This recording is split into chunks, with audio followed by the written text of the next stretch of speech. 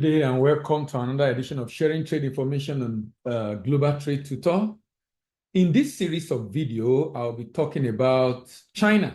Now, China is a very important country, a country that is the largest exporter in the world and second largest importer in the world. US is the largest importer in the world and second largest exporter in the world. China has become a major force in recent time, and any individual looking to do business in any country, you definitely want to do business with China, particularly sending raw materials and intermediate product to China. It's important to know that intermediate product is a big deal now in the world. Intermediate product basically means the product is not raw and the product is not finished.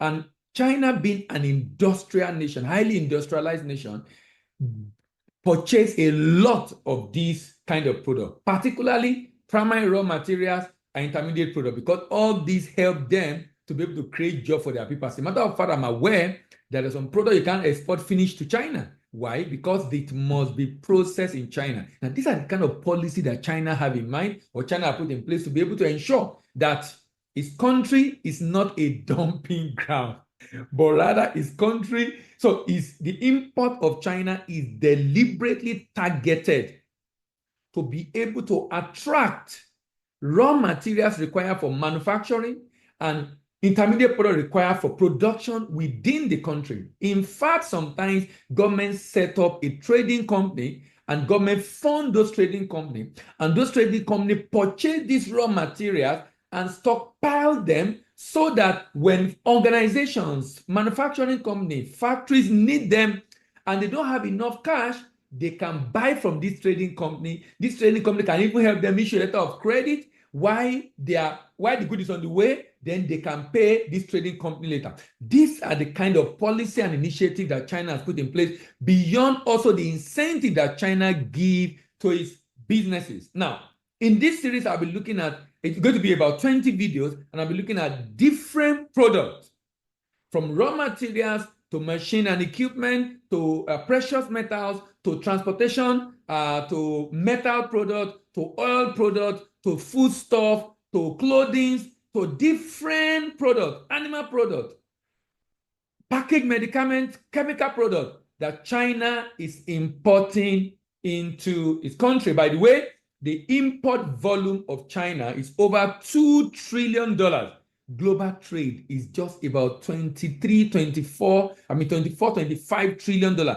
And China alone is taking up over $2 trillion. That tells you the level of dependence of the global economy on China. So let's go.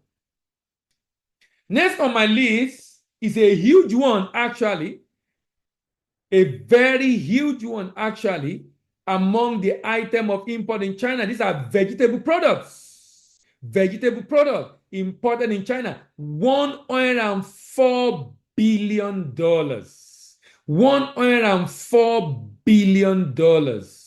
And about 50 billion, rather, about 55 to 60 billion out of this is soya beans. This is very important. This is very important. China, the total demand of soya beans in the world is 90-something billion, and about 60% of that is going to China. Soya beans is not just a vegetable product, legume for consumption for human or animal feed again. Soya beans is a major product in the production of a lot of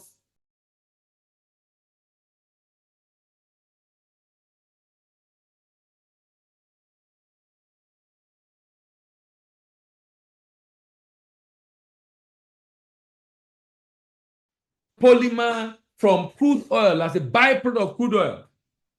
But because of the challenge of non-biodegradability of this hydrocarbon product or compound and its impact on the environment, now the world is finding a very good replacement and solace in soya beans.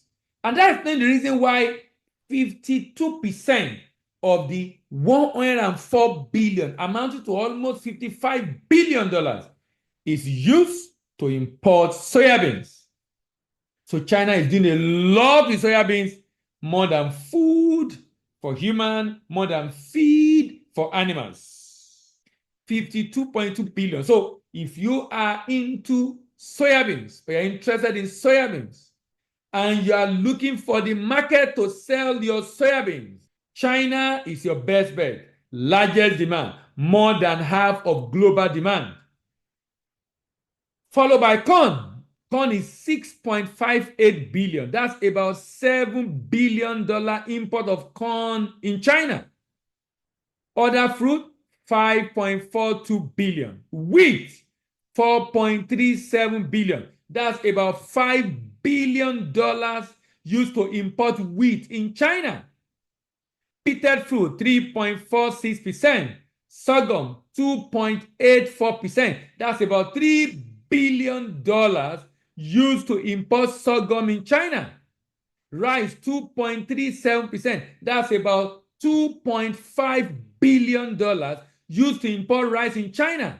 Starch, 2.26%. That's about $2.5 billion used to import starch in China. Other nut, 1.79%. Dry legume, 1.51%. Oily seed, 1.43%. Bananas, 1.02%. China is spending over $1 billion to import banana. Over $1 billion to import banana. Forage crop, 0.96%. Rapeseed, 1.67%. Barley, 1.63%. Cassava, 1.62%. China is spending almost $2 billion to import cassava. Coconut, Brazil, and cashew nut, 0.83%. China is spending about $1 billion to import coconuts, Brazil nut, and cashew nut. Tropical fruit, 0.83%. Fruit and nuts, 0.76%. Groundnut, 0.65%.